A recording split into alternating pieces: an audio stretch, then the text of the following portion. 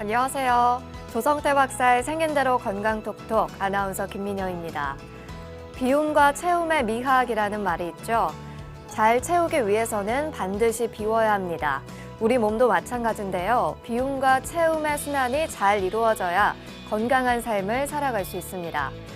자, 그래서 생긴대로 건강톡톡, 오늘은 전신의 건강을 좌우하는 방광은 진액의 저장 탱크라는 주제로 함께합니다.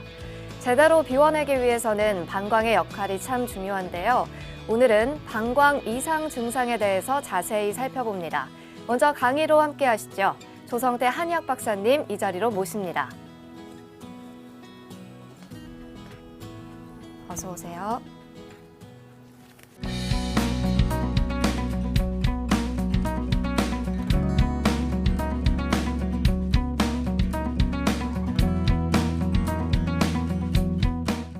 네, 오늘의 첫 번째 주제는 전신의 건강을 좌우하는 방광은 진액의 저장 탱크, 이런 주제입니다. 방광은 진액의 저장 탱크다. 이런 이론도 생소하고요. 또 방광이 나쁜데 어떻게 전신 건강과 연관이 있는가? 이런 것도 생소합니다. 그런 의미에서 오늘은 전신의 건강을 좌우하는 방광은 진액의 저장 탱크라는 그런 차원에서 말씀을 드릴 건데, 요거에 대한 사례도 말씀드리고 자세하게 말씀을 드려보겠습니다.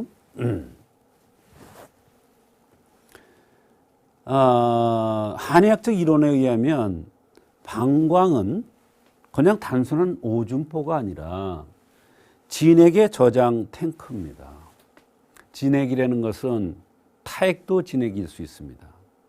방광으로 방광에 소변이 너무 많이 나가면 입이 마르고 눈이 뻑뻑하고, 눈물도 진액입니다.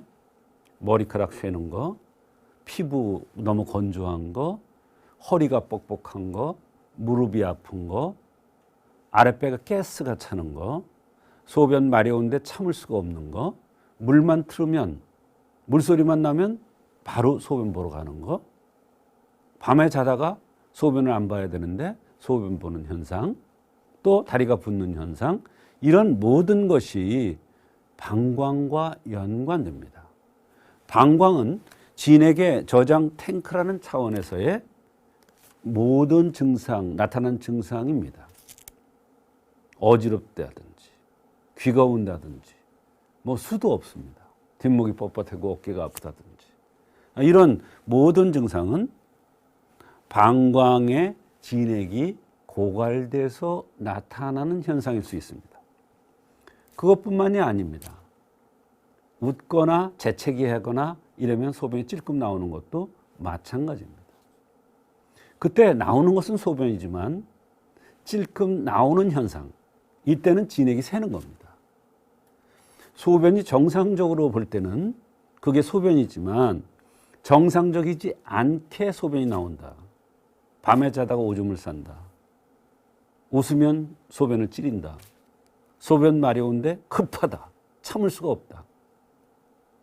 이러면 이때는 나가는 게 소변이 아니라 진액이 새 나가는 현상이다, 이런 얘기예요. 그러면 그것과 관련돼서 여러 가지 병들이 나타납니다. 크게는 당뇨병서부터 고혈압, 고지혈증, 이런 모든 증상이 나타날 수가 있습니다. 심장과 관련되는 증상도 나타날 수가 있습니다. 대개 방광이, 그러면 어떤 사람이 이런 현상이 잘 나타날까? 바로 그거에 방광이 선천적으로 나쁜 체질입니다. 두상이 큰 체질입니다. 두상이 작은 사람이 있고 두상이 큰 사람이 있어요.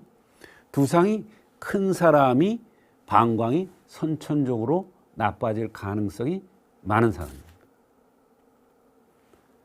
두상이 큰데 콧구멍이 이렇게 드러나 보인다, 이런 사람은 틀림없이 방광에 이상이 올 가능성이 많습니다.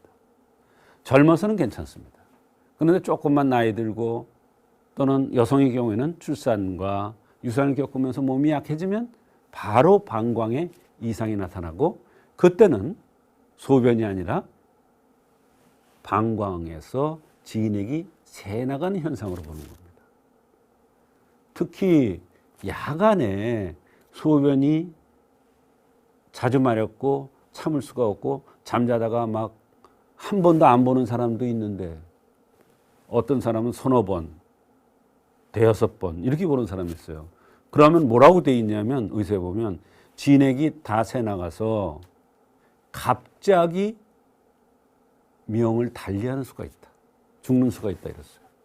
얼마나 중요한 겁니다. 우리 몸의 필수 호르몬이에요. 그때는. 예.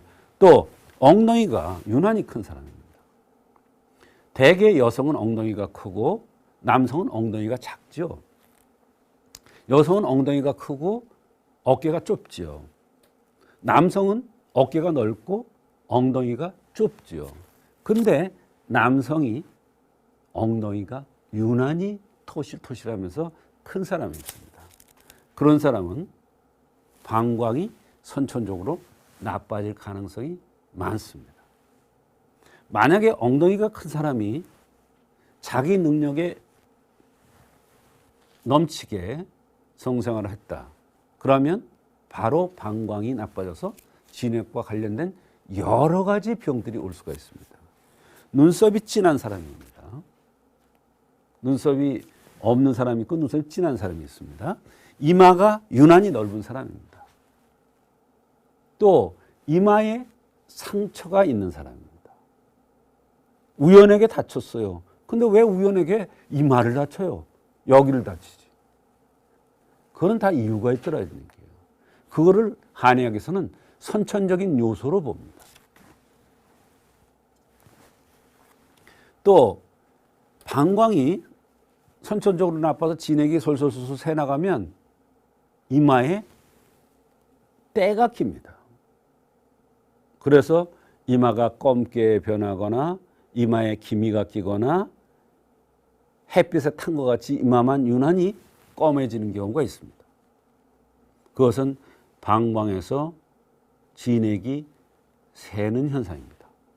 오래됐다는 표시가 됩니다. 또 눈 밑에 와잠이 두툼하다. 뭐냐면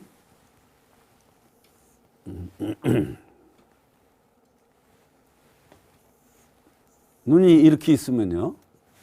여기 와잠이 이렇게 애교살이라고 얘기하는 요게 두툼하단 말이에요. 와잠이 두툼한 사람이 선천적으로 방광이 나쁜 체질이다. 나빠질 수 있는 체질이다.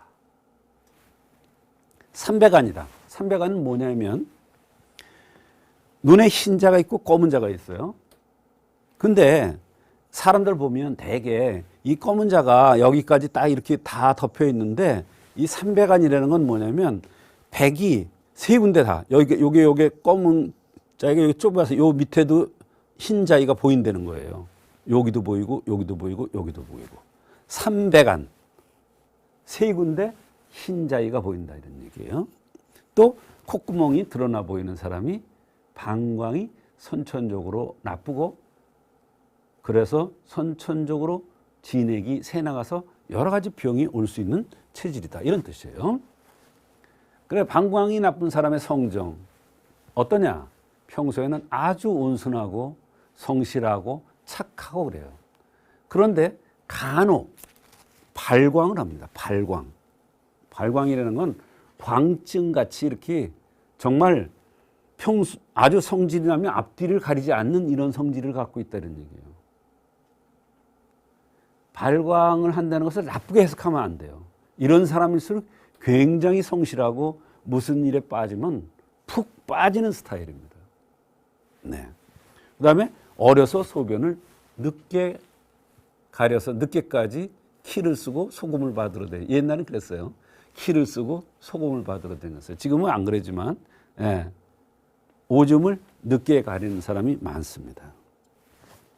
그래서 방광의 병에 의한 이런 병들을 한의학적으로 어떻게 치료하느냐. 가장 기본 약이 가감팔묘환이라는 약이 있습니다. 이거는 이마가 넓고 눈썹이 진하고 콧구멍이 드러나 보이고 두상이 크고 이마가 검거나 이마에 상처가 있는 사람한테 이거를 잘 씁니다. 오령살은 콧구멍이 드러나 보이고 물사마귀가 이상하게 여기저기 많이 나는 사람들 있죠. 그건 뭐냐? 진액 흡수 못하는 거예요. 진액이 흡수되지 않아서 진액이 진액화돼서 몸에서 제 역할을 해줘야 되는데 그게 안 되고 피부에 나오는 거예요. 그게 물사마귀예요. 그럴 때 이제 이 오령산을 씁니다. 그것도 방광 진액과 연관되는 현상입니다. 그 다음에 이제 팔미환이라는 게 있습니다. 이와 같이 방광은 한의학적으로 볼 때 굉장히 중요합니다. 어떤 차원에서 중요하냐면 방광은 진액의 저장 탱크라는 차원에서 중요합니다. 이 저장 탱크에 이상이 있어서 진액이 부족할 경우, 진액이 고갈될 경우에는 전신의 증상이 나타날 수가 있습니다. 그래서 오늘의 제목이 전신의 건강을 좌우하는 방광은 진액의 저장 탱크다. 이런 차원에서 말씀을 드렸습니다.